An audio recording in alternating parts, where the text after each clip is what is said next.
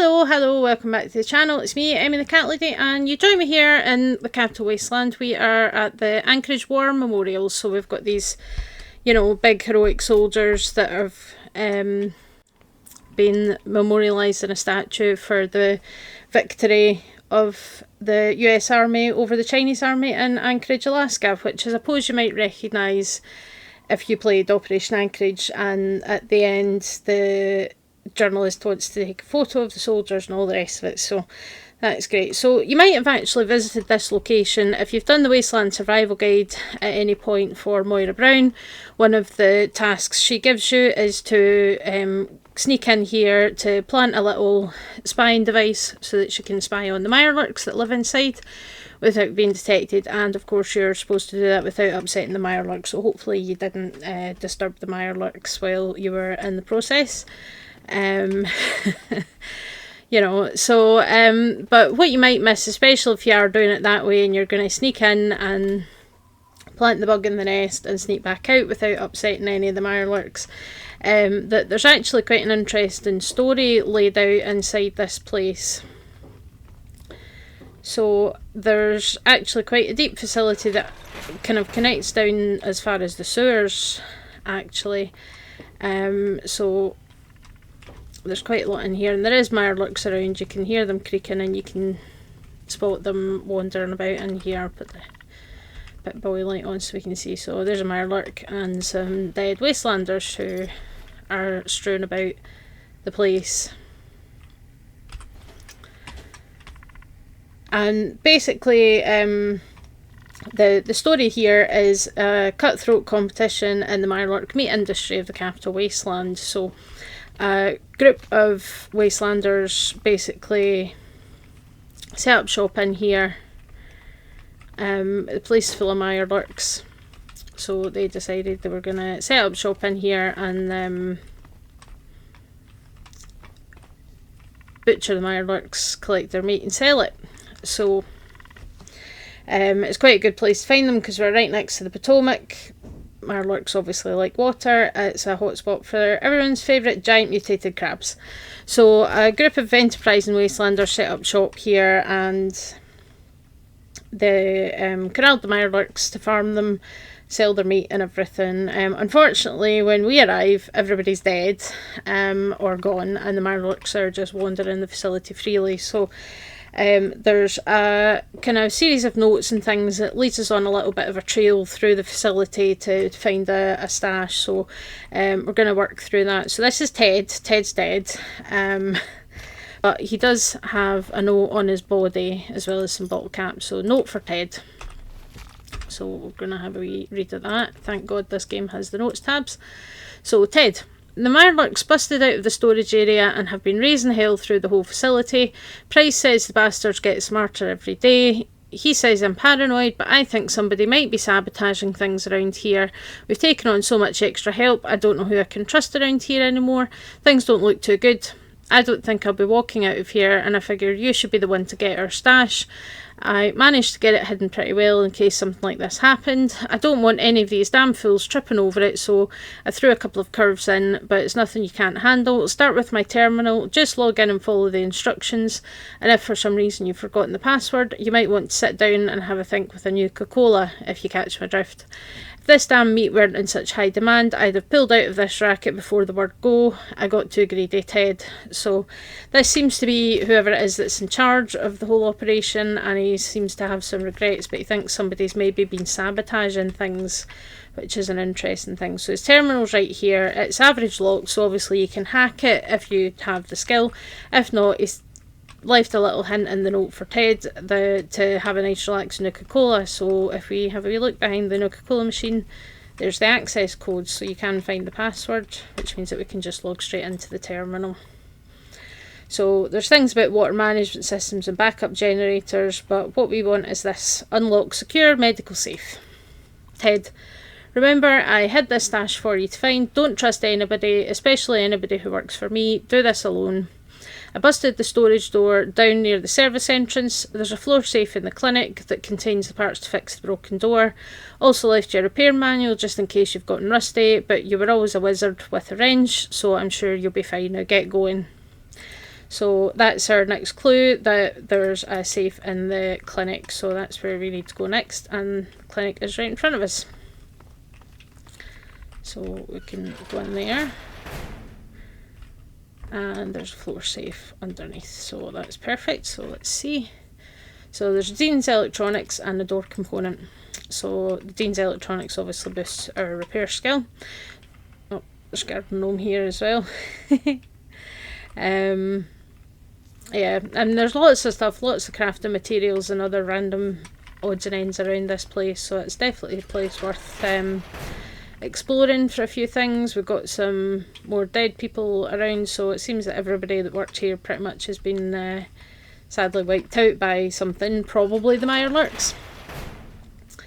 But we can follow this trail further on to find our way to their secret stash.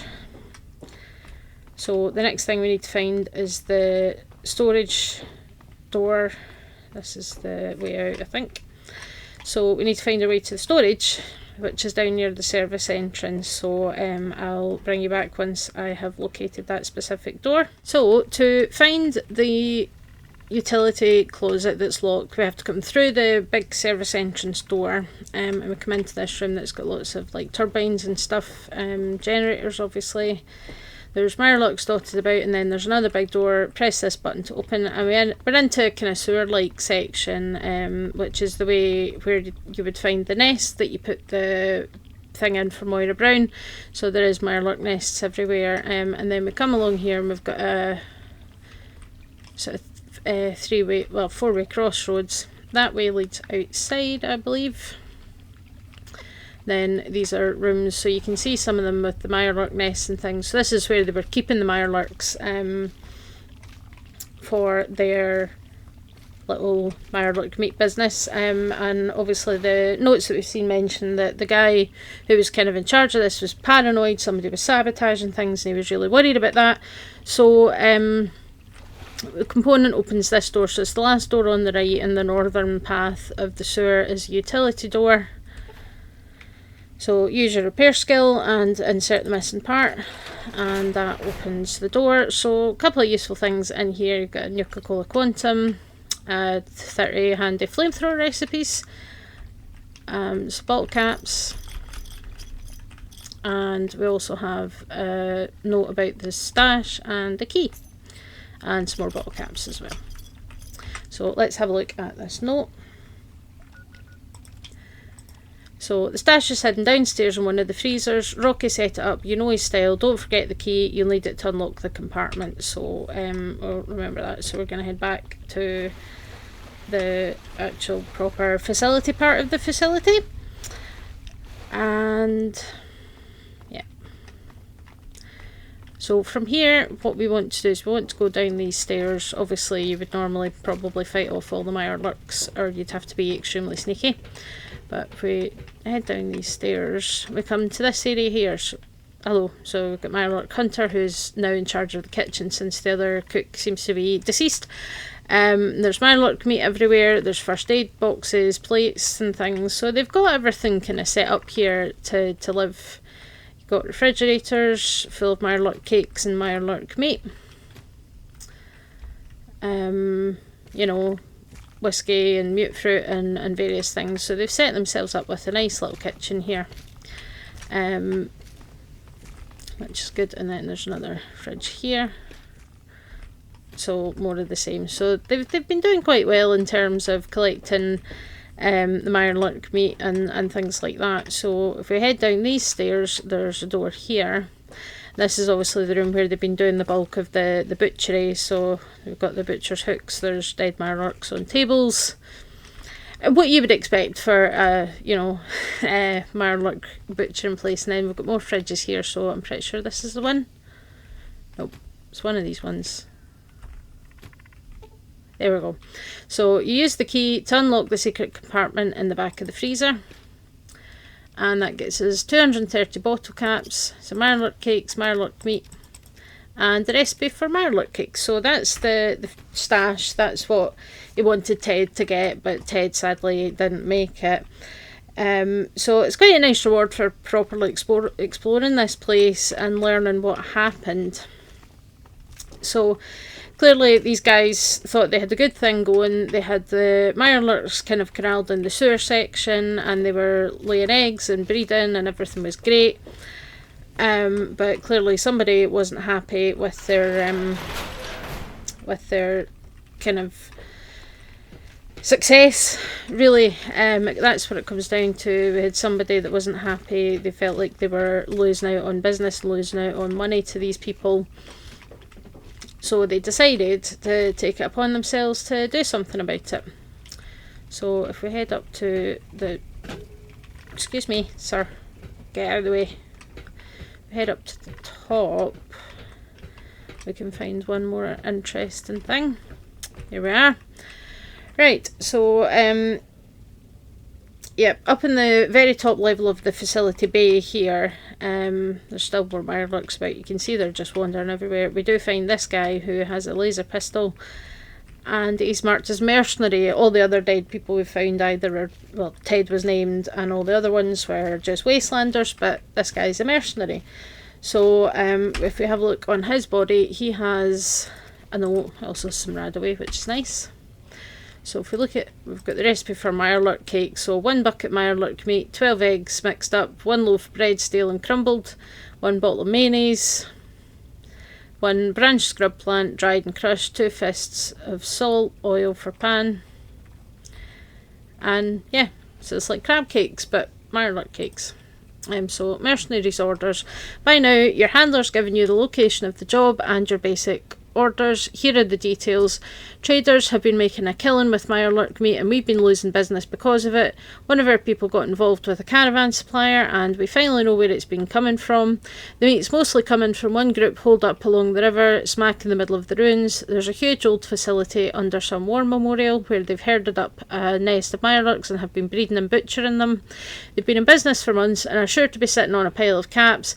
Take what you can carry. We just want them out of the meat market. The rest is up to you. This isn't the biggest job, but pull it off clean, and there's plenty more work for a man with your skills. Get back to your handler as soon as the job is done, and we'll be in touch. So that's his order. So he has actually been sent in to sabotage the production. They don't specify what he's supposed to do, if he's supposed to kill them or if he's supposed to just basically stop them from being able to produce the Mirelurk meat.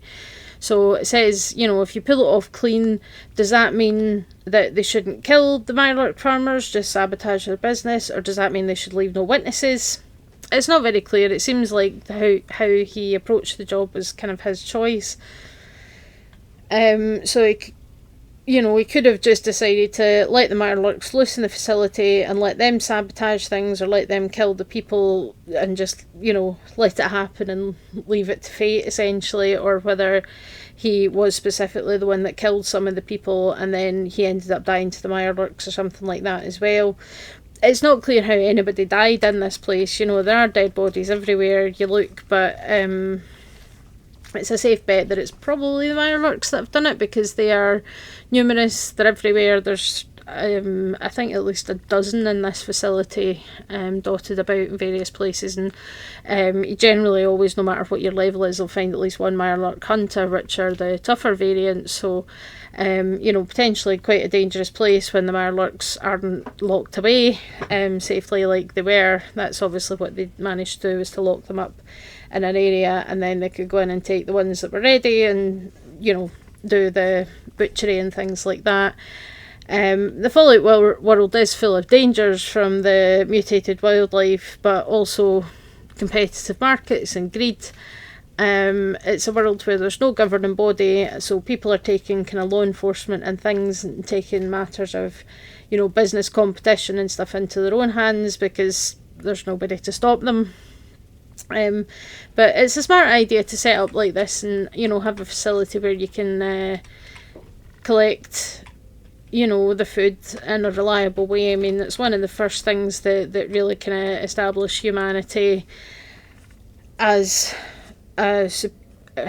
a species that can survive, because we developed agriculture. That was one of the earliest things that humans developed, was agriculture. Was, instead of just going out and hunting animals, that if we keep them and look after them and feed them and then harvest them when they're ready, then that's safer and more efficient, and that kind of thing. So it helps human settlements thrive. So it's not a big surprise that post-war people are going to do the same sort of thing. They're going to be like, oh, hang on, there's all these Mirelurks in this facility, we can kind of lock them up so they don't attack us, and then we can, let them breed and harvest them and make some money off of it, because people need food, everybody needs food, and I would think that fresh food, fresh meat has got to be better than the 200-year-old Salisbury steaks and yum deviled eggs. I have questions about how safe they are to eat after all this time, but clearly some people have decided they want to have the monopoly on the market and are prepared to kill and harm people to keep their own profit margins high. So, is that a big surprise? Not really. But yeah, so there is, as I say, when you do the quest for Moira and you sneak in and you plant the thing in the nest and then you sneak back out again, so you really, you can do that within like 30 seconds if you go in the right door without even being seen, or you just run away from the Mirelurks. But if you come in and come upstairs, then you can find this whole story where these people obviously thought they were onto a good thing with their little Mirelurk farm, and then somebody was like, no, they're too successful, I don't like it, and hired somebody to sabotage the production. And sadly, story ends in tragedy, as it often does. Everybody's dead except the Mirelurks, who are quite happy roaming around here. So yeah, quite an interesting story. And then there's another, so there's actually, I think there's a couple of different entrances you can use to get into this place, and it is bigger, than what you might think from the outside. It's like, oh yeah, it's just a war memorial, it's just some statues to commemorate the battle for Anchorage, blah blah blah. But there is actually, facility, and it connects to the sewers and things. So there's actually quite a bit more to this place than first meets the eye, and a very interesting little story about cutthroat competition in the Mirelurk meat market, and people getting jealous and sabotaging people because they're jealous that somebody's actually being more successful than they are in a certain aspect. So yeah, interesting. So hopefully you find that interesting. Any thoughts, as always, let me know in the comments. Video essay should be coming soon. I'm hoping to have it done by Thursday, but I've had a few personal things going on health-wise. It's all a bit chaotic at the moment, but hopefully we'll have that ready by Thursday for you guys, and I'll see you all next time. Bye.